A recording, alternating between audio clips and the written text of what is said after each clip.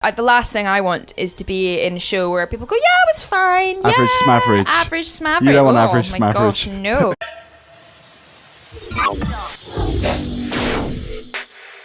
So today I'm sat with the lovely Amy Lennox. How are you? Hello.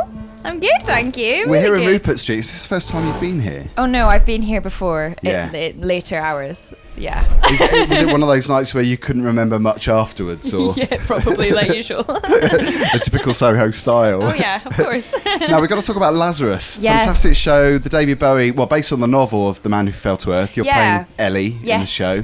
Yeah, so it's like it's a sequel essentially, kind of X years later. Not really sure. And he's still stuck in his Newton is still stuck in his apartment in New York, kind of living off gin and junk food, Twinkies to be exact, and Lucky Charms cereal. And I kind of land this role as his new assistant out of nowhere. Ellie is not a happy chappy. She's pretty sad character. She's in an unhappy marriage. She's on medication. She's quite unstable, and she very quickly discovers the Mary Lou, who's featured in the original story, who was Newton's assistant and also his lover.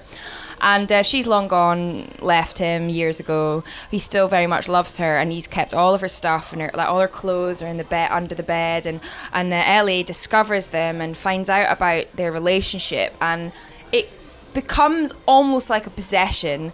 She doesn't turn into Mary Lou, but in her mind, she wants to be her because she wants to be loved in the way that he loved her, essentially. So Ellie goes on one crazy night out, essentially. Yeah. The perfect role to play in many ways then. Wow, Quite yeah. gritty. I mean, gritty, it has a proper journey to it, proper, get your claws stuck in. It's quite harrowing and exhausting, but very satisfying. The end, some people are just brought to tears, and sometimes they don't even know why. It's just this emotional, uplifting, spiritual thing. Well, and also you've got the mega Bowie fans that come. From all over the world, you get people coming to stage door, and you get some dressed in their like Ziggy merchandise. Amazing. It's quite incredible. Is that quite a pressure though for you to be playing a role where you're a part of Bowie's life and work? It isn't, but then I suppose the pressure's off in the sense that whether the Bowie fans like it or not, I'm not doing, and I'm obviously not doing an impression of him, or it's not a concert where we're singing his songs. It's in its own context, and a lot of the songs that are in the Black Star album that feature in the show, he wrote them for the show before they went into the album. This is where they belong originally. I say this in every single interview. I hate people calling it a jukebox musical. Yeah. Because it's not. It's an art piece. It's a theatre art piece. That's unfair. And I guess that the songs that you've used in the production, they're not the obvious songs in many ways, because there's a lot of perhaps album tracks, yeah, well, not the big hits necessarily. No Plan, I think, was written new for this, which is the most hauntingly beautiful song that Sophia Ancaruso sings, The Girl. And again, there's songs that people will know that have taken on an entirely new life. Changes, one of the songs that I sing, Bowie actually specifically wanted it to be done in a certain way, especially at the beginning. He wanted it stripped back. It was already quite a stripped back song at the beginning anyway, but it has this deep sadness, tragedy to it, and it's so fragile, and the way that he wanted it to be sung. And I think it was like my second music call in rehearsals, it was just me and my cover and our wonderful MD Henry Hay, who's back in New York now, who's collaborated with Bowie on his other stuff as well. He's a proper like jazz musician. He's amazing. He said to me, he said, "Oh, I'm going to play you something," and he pressed play. I don't know what he was doing, and suddenly we're just listening to this intimate, magical recording of David Bowie on the piano chatting to Henry, saying how he thinks this song should be sung, or his idea on it, because it was entirely his idea. Oh, wow. And singing the beginning of the song just on the piano very casually, and we got goosebumps. I was just going to say that. I've got goosebumps myself. My hair's on the neck. Who else is going to hear that? Yeah, that's incredible. What an experience as well. What an opportunity. Of course I'd have loved to have met him, and absolutely gutted that I missed that opportunity, but that was magic. And and I feel very very grateful to be part of. It's like his last piece of work. Absolutely. Did you know much about Bowie before you took on the role?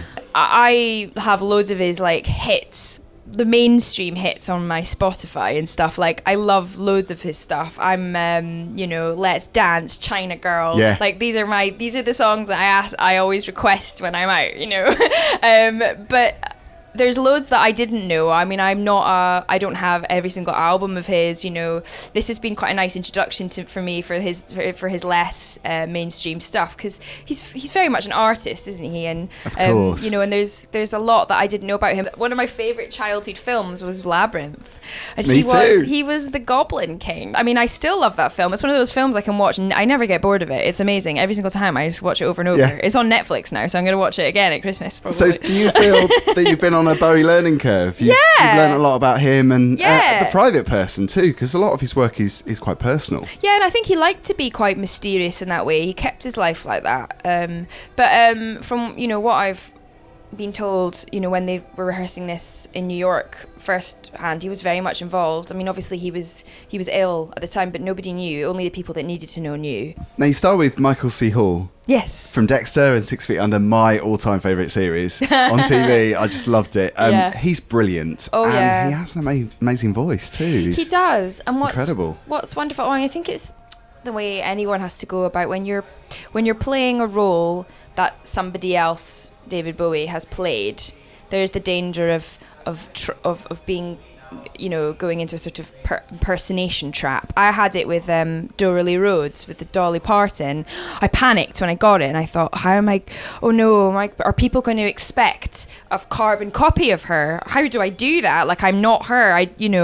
And that's the thing. His voice naturally goes to that place, and so I'm sure like there's an essence of Bowie, but he's not doing an impression. It just so happens that he's got this incredibly rich, beautiful voice that really lends itself to Bowie's He makes music. the role his own, doesn't he? It's completely, unique still. It's not just an impersonation. No. Were you nervous to meet him? Do you ever get nervous to meet your co-stars? It's a little bit odd, I suppose, but kind of the minute you start talking to them, they're just people. Yeah. So then it's like, fine, yeah. yeah. I did actually, one of the first questions I did ask him was, because I knew that this was quite a surreal and different piece, it's very difficult to explain what it's about in a coherent sort of paragraph or sentence. And I was thinking, oh no, I know I'm going to get asked this a lot during my time on the show. So one of the first things I said to him, I said, what do you say when people ask you what it's about? Like, what is yours, So he what did he say? He said something that it was like a sort of fever dream in Thomas Newton's head. Yeah. And I thought that was quite good. Perfect. Spot on. Use that again somewhere in an interview. Yeah. Now, the reviews have been amazing for Lazarus. People have said it's captivating and it's kind of awe-inspiring, and it's very visual, but it relies a lot on good timing, a lot of dreamlike sequences mixed with do you know what? reality.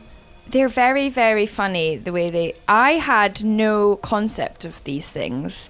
We weren't told, and I think they did that on purpose because they were like, let's see what they do. Oh great, that times perfectly with this, just don't tell them. So I only found out a few weeks ago that during one of the numbers where I'm tidying up manically, there is a projection of Newton dashing about the stage, and I'm constantly not where he is. And I didn't know this. Oh wow, you never knew that. No, because they just were like, don't bother telling her, because if she knows, she might overthink it and then get in the way of him.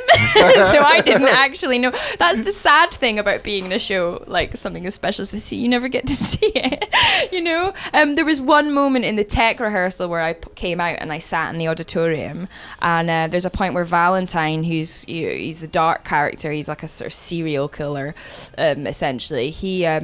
There's this moment where there's the most incredible projection of black cloud or ink or something that just pours onto the stage, and it gave me goosebumps. It's the most incredible visual thing, and there's so many of those moments that I can't see because I'm on stage or whatever. So will you get the chance to see the show? Because obviously you're in it, but do you have somebody playing your role when you're not there? Or well, I'm always there. I mean, but that's and unless I'm ill, which then I would be a bit rude of me to come in, call in sick, and then watch the show. That must be kind of frustrating, because I bet you're itching to see the whole performance. It's like the same with any show you do that you really like. You think, oh God, I'd love to see this. I'd like to, like Kinky Boots. I'd love to properly. I mean, I can go and see that now. When I'm free, I'll go and revisit it again. Well, come on to Kinky Boots, because that was incredible. I saw that twice in Jean-Luc, who works behind the bar here. Your number one fan. He loved it too. He went twice.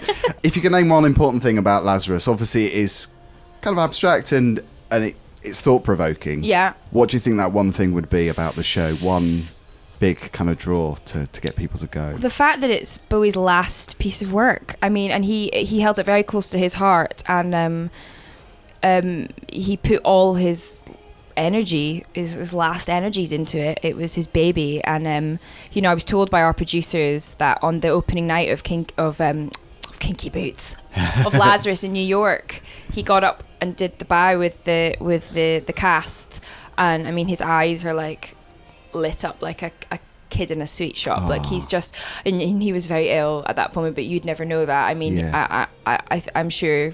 I mean, from what I've heard and the way he looks in that photograph is like he's the happiest person in the world, and that's really magical. It's poignant, isn't it? It's really a poignant way and a send-off. I mean, we've lost so many this year. It's ridiculous. But like, he was one of the big ones, and he'll never be forgotten, and his legacy will go on for forever, I'm sure. But so I think for that reason alone, come and see it. Where were you when you heard the terrible news that he died? Gosh, where was I? I think I was in the living room. I was just in my living room watching the telly. Yeah. Early in the morning, was it? Yeah. It was on like BBC News or something. Oh, I know. It's just awful. Like you say, it's been a year of it. So many great people, and Prince, comedians, Victoria Woods. I know. Just hideous. Awful. Now I'm thinking, oh gosh, who's next? I mean, touch wood. I don't want to be, but I was saying the other day, I thought now I'm sort of preparing myself for who's going to be next. I know. Like, the Planet Earth series, Planet Earth 2 is absolutely amazing. Yeah. Like I mean, it's just the best telly ever at the moment, and I'm thinking, oh my gosh, when he goes, it's going to feel like our granddad died. He'll outlive everybody, though, I'm sure, because he's amazing. Because he is. You played Lauren in Kinky Boots. We mentioned that. You mentioned that just a minute ago. Such a completely different role to Ellie in Lazarus. No, what a treat to be able to do that. Like, it doesn't, you can wish for a versatile career all you like, but it doesn't mean you're going to get one. So I'm really Do you like that as an actress, though? Do you like to pick diverse roles completely different to what you've had before? I've always been very aware of the danger, especially in this country, to be boxed in to a category, and it infuriates me. I can't bear it.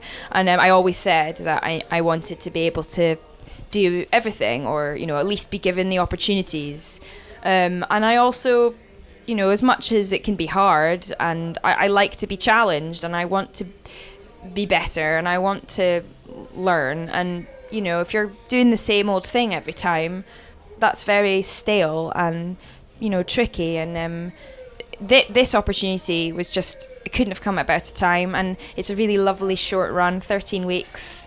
It's pretty cool, actually, after doing a year of something, because doing a year of a show is hard.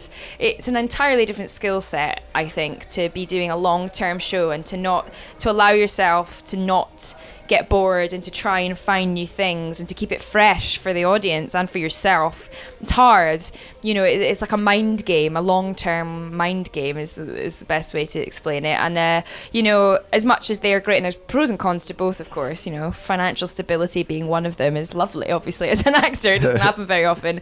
But in the end, what kind of keeps me ticking is the kind of, what's next? The challenge. Yeah, exactly. So it's been thrilling, If you could be someone just for the day, someone else, and someone swap roles with you, who would that be? Swap roles as in what, like in a show or something? So if someone was you for the day and was in Lazarus, who would you swap with? Somebody else. It doesn't have to be an actor. Could be anybody. Oh, good. David Attenborough. Oh, there we go. That's such a good choice. Him as Ellie, that's interesting. Amy, it's great to see you today. I wish you the best of luck with the rest of the run. How long is it running for? Do you know? So we finish on the 22nd of January. Oh, so not that long. No, 13 weeks altogether. So yeah, we've still got a good, 2 months-ish. Yeah. And I'd urge people to go and see it. It's getting phenomenal reviews. You must be so pleased with those reviews. Oh, yeah, I am. 5-star. Yeah, there's some 5 write-ups. stars. I mean, you know, but what I quite like about the show actually is that it is a bit Marmite in that if there's a minority, the majority love it, but if you don't like it, you hate it. Yeah, and that makes it special though, doesn't it? That is cool. I love that because the last thing I want is to be in a show where people go, yeah, it was fine. Average smaverage. You don't want average oh my smaverage. Gosh, no. So if it's getting someone's heckles up, I'm like, cool, brilliant. I completely agree. Why? Yeah. Good luck with the rest of it. Happy Christmas. Thank you. Happy Christmas. And see you soon. Thanks for your See you time. soon. Thank you. Thanks.